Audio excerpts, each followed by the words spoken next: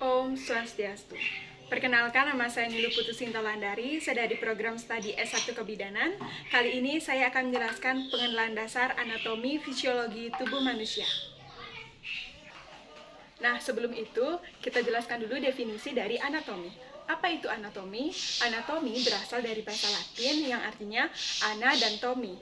Ana artinya memisahkan dan tomi artinya memotong atau mengiris. Jadi, anatomi adalah ilmu yang mempelajari bentuk dan susunan tubuh secara keseluruhan serta hubungan alat tubuh yang satu dengan yang lainnya. Kalau dalam istilah medisnya beda lagi. Dia mencakup terdiri dari pengetahuan tentang bentuk dan letak dan ukuran. Pada dalam ilmu anatomi dikenal dengan dua bagian, yaitu secara regional dan secara sistem. Kalau regional itu seperti ini. Karnial itu bagian kepala, toraks itu bagian dada, abdomen bagian perut, genitalia bagian kelamin, ekstremitas inferior itu bagian bawah, yaitu dari bagian paha sampai bagian pergelangan kaki. Ekstremitas superior adalah bagian lengan.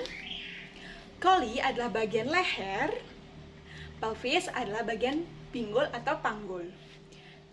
Sedangkan pada anatomi sistem, salah satu yang saya sebutkan adalah kardiovaskuler, membahas tentang jantung, neurosensoris membahas tentang panca indera, urinarius membahas tentang sistem perkemihan.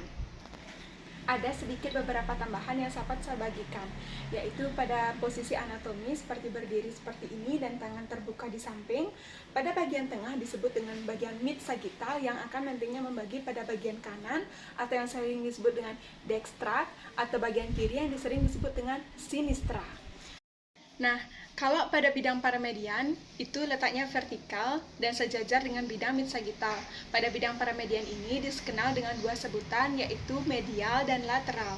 Jika medial, itu letaknya lebih dekat dengan bidang mid-sagittal. Kalau lateral, itu letaknya lebih jauh dari bidang mid-sagittal.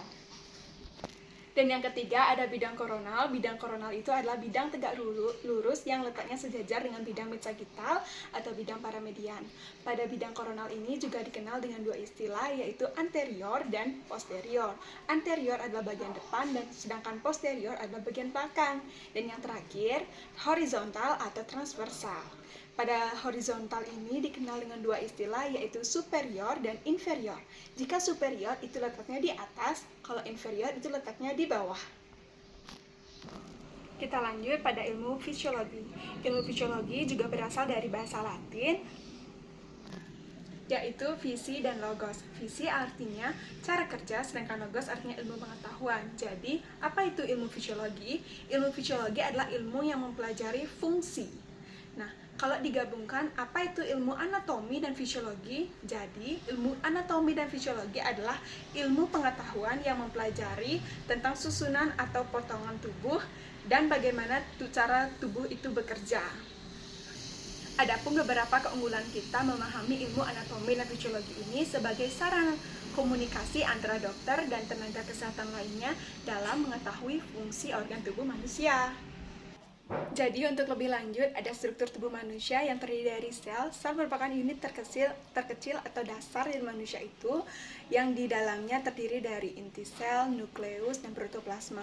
Di dalam nukleus ada yang namanya nukleolus, di mana itu adalah yang akan membawa sistem informasi. Setelah sel akan membentuk sebuah jaringan. Sebuah jaringan merupakan kumpulan sel dengan bentuk dan fungsi yang sama.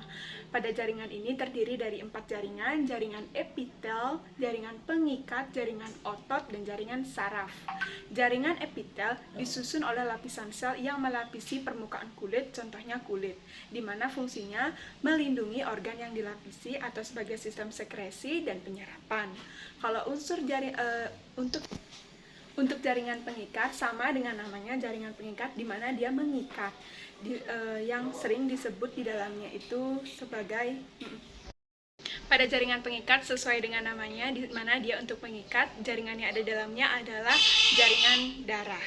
Jaringan otot terdiri dari 3, yaitu otot licin, otot lurik, dan otot jantung. Otot licin, organ tubuh bagian dalam, otot lurik itu rangka tubuh, dan otot jantung yaitu jantung.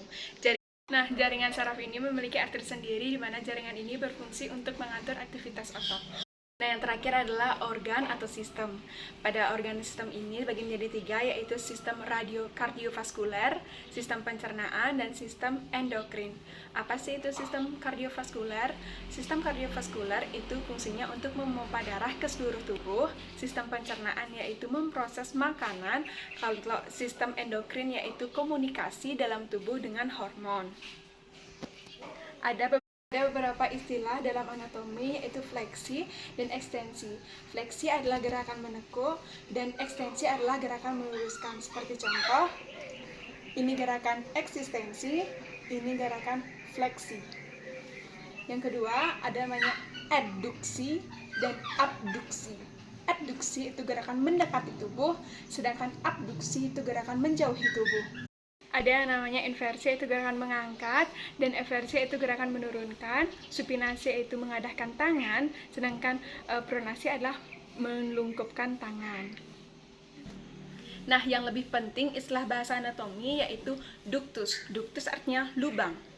Fisura artinya celah atau retak.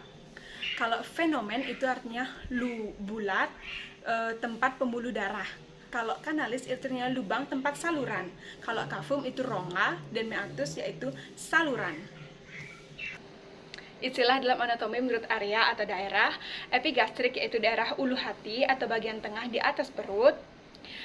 Hipogastrika yaitu bawah perut. Ileum dextra itu daerah tulang usus kanan. Kalau ditanya selalu dextra itu selalu bagian kanan, sinistra bagian kiri.